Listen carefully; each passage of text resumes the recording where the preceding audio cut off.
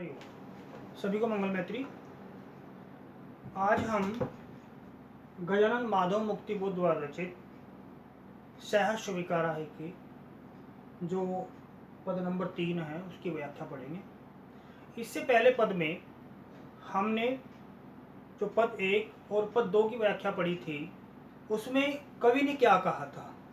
उसमें कवि ने यह कहा था कि जो सर्वशक्तिमान अर्थात कौन, ईश्वर, असीम सत्ता को संबोधित करते हुए कहा था कि हे ईश्वर, हे प्रभु, आपने जो भी मुझे कुछ दिया,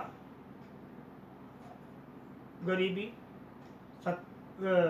आशा, निराशा, उठा पटक, मेरे जीवन में जो भी कुछ है वह आपने मुझे इसलिए दिया है क्योंकि वह सब आपको प्यारा लगने वाला है और मैं उसे सहर्ष स्वीकार करता हूँ। दूसरे पद में कहा था कि हे प्रभु, न जाने मेरा आपके साथ क्या रिश्ता है, क्या नाता है। मैं जितना भी आपके प्रति अपने प्रेम को कम करना चाहता हूँ वह प्रेम उतना ही बढ़ता जाता है।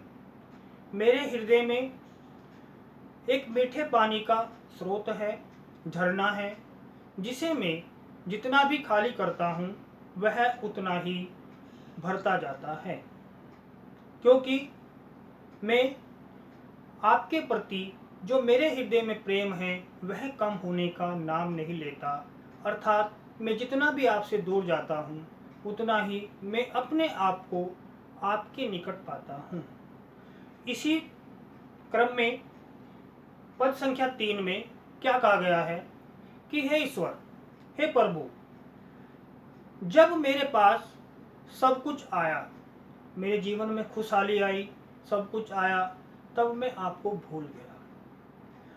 और जब क्योंकि मैं आपको जब भूल गया तो इसलिए आप मुझे उसकी सजा दें, और सजा भी ऐसी दें कि मैं अंधेरी गुफाओं में खो जाऊं, अनेक कष्टों को सहन करूं और इतना सहन करूं कि लोग मुझे सांत्वना देने लगे, मेरे अपने मुझे सांत्वना देने लगे।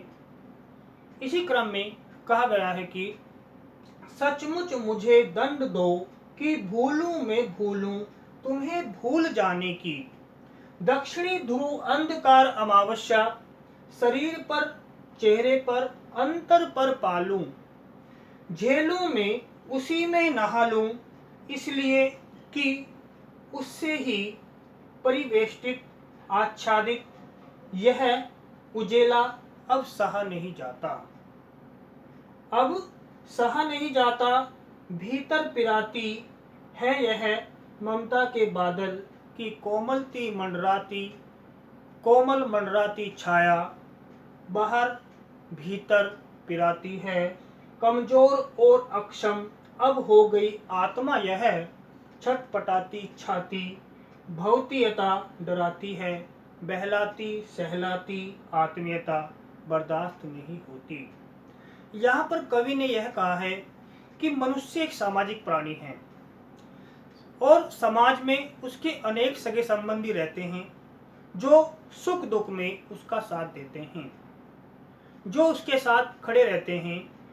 लेकिन जब यहाँ कवि ने कहा है कि हे ईश्वर, जब मेरे पास सब कुछ आया तो मैं आपको भूल गया, इसलिए आप मुझे उसकी सजा दें। और सजा क्यों दें? क्योंकि मैं आपको भूल गया, और मुझे ऐसी सजा दें, ऐसे कष्ट दें जिससे मैं दक्षिणी ध्रुव पर अंधकार को अपने जीवन में, अपने शरीर पर, अपनी आत्मा पर झेलूं, जिससे और मैं इतने कष्ट मुझे दें कि मैं उसी में नहाकर स्नान कर लूं और उसी में डूबकर स्नान कर लूं, इसलिए कि चारों तरफ आपका ही फैलाया हुआ प्रकाश है, ज्योति है, दुख है, सुख है, सब कुछ आपके द्वारा ही दिया गया है। क्योंकि यह उजेला कहते हैं प्रकाश को, यह प्रकाश, यह रोशनी अब मुझसे बर्दाश्त नहीं होती, मुझसे सहन नहीं होती। यह जो चारों तरफ जो ममता के बादल छाए हुए हैं, जो चारों तरफ ममता के बादल छाए हुए हैं, वह भी मुझे कष्ट देने लगे हैं।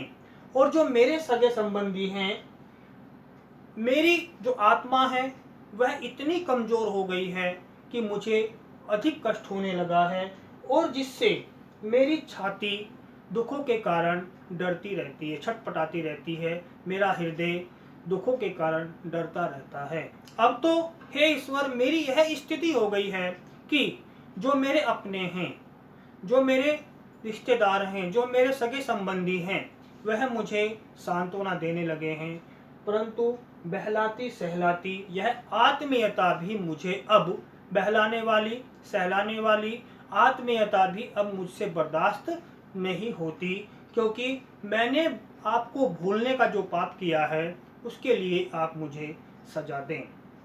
चौथे पद में कहा है, सचमुच मुझे दंड दो कि मैं पाताली गुफा में खो जाऊं, बादलों में, धुएं के बादलों में बिल्कुल लापता हो जाऊं, क्योंकि वहां भी तुम्हारा ही सहारा होगा। इसलिए जो भी कुछ मेरा है वह, या होना संभव है, वह तुम्हारे ही कारणों का एक घेरा है।